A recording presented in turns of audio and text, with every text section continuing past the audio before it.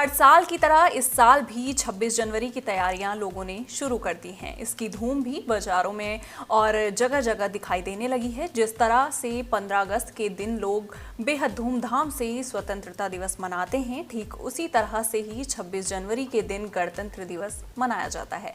इस दिन हर देशवासी का सीना गर्व से चौड़ा हो जाता है, क्योंकि यही वो दिन है जब दिल्ली के राजपथ पर देश भर की संस्कृति देखने को मिलती है। इस दिन ही देश के राष्ट्रपति राजपथ पर भारत का झंडा फहराते हैं।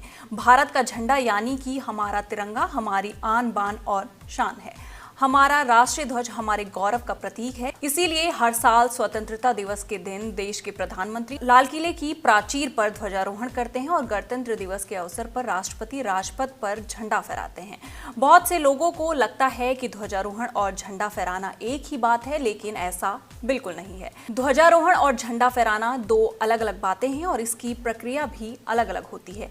आइए आपको क्या है दोनों में फर्क। भारत में स्वतंत्रता दिवस और गणतंत्र दिवस दो महत्वपूर्ण राष्ट्रीय पर्व हैं। इन दोनों दिनों को बड़े धूमधाम से मनाया जाता है और इन अवसरों पर राष्ट्रीय ध्वज का सम्मान अलग अलग तरीके से किया जाता है।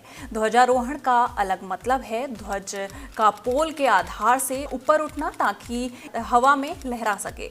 इसे आमतौर पर किसी औपचारिक अवसर पर ही किया जाता है। इसके विपरीत ध्वजा फहराने का मतलब है पहले से बंधे हुए ध्वज को एक रस्सी से खींचकर फैलाना।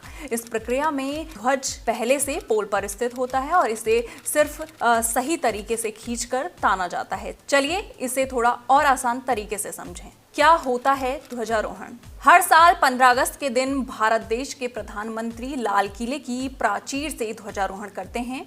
इसमें झंडे को रस्सी की मदद से नीचे से ऊपर की तरफ खींचा जाता है।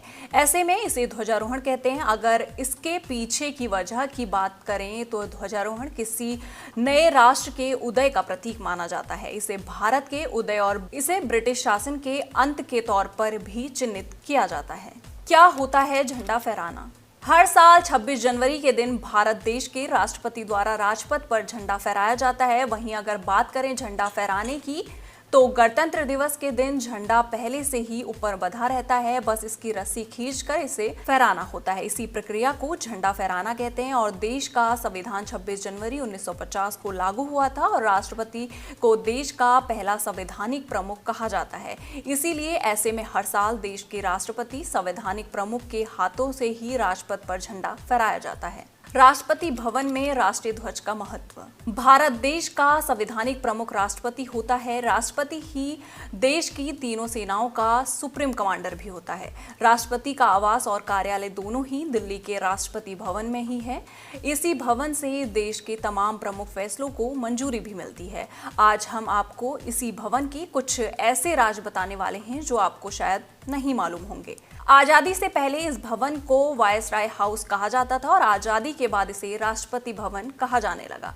इसके मुख्य भवन का निर्माण हारून अल रशीद ने किया, जबकि अंग प्रांगण को सुजान सिंह और उनके पुत्र शोभा सिंह ने बनाया। ऐसा अनुमान है कि इस महलनुमा इमारत के निर्माण में 700 मिलियन ईंटें और 3 मिलियन क्यूबिक फुट पत्थर लगा और तकरीबन 23,000 श्रमिकों ने काम किया। इसे बनाने में उस समय के लगभग 14 मिलियन रुपए लगे। राष्ट्रपति भवन के अंदर दरबार हॉल के बीच से एक लाइन गई है जो कि दिल्ली का सेंटर है। इस लाइन की सीध में जयपुर कॉलम, इंडिया गेट का सेंटर, अमर जवान ज्योति और मेजर ध्यानचंद स्टेडियम है। इसी लाइन से रायसीना हिल्स के साउथ और नॉर्थ ब्लॉक तय हुए हैं। वहीं राष्ट्रपति भवन के गुंबद के ऊपर फहरने वाला तिरंगा झंडा भी अपने आप में एक संदेश देता है। ये झंडा अगर फहरा रहता है तो इसका मतलब है कि महामहिम राष्ट्रपति देश की राजधानी दिल्ली में ही हैं। वहीं अगर ये झंडा आधा झुका हुआ है तो देश में राष्ट्रीय शोक मनाया जा रहा है। इसके साथ ही अगर गुंबद के ऊपर देश का राष्ट्रीय झंडा तिरंगा नहीं फहर रहा है तो इसका मतलब राष्ट्रपति राजधानी दिल्ली से बाहर हैं। राष्ट्रीय ध्वज और राष्ट्रपति भवन की ये बातें अगर आपको पहले से पता थी तो हमें कमेंट सेक्शन में जरूर बताइएगा और इसे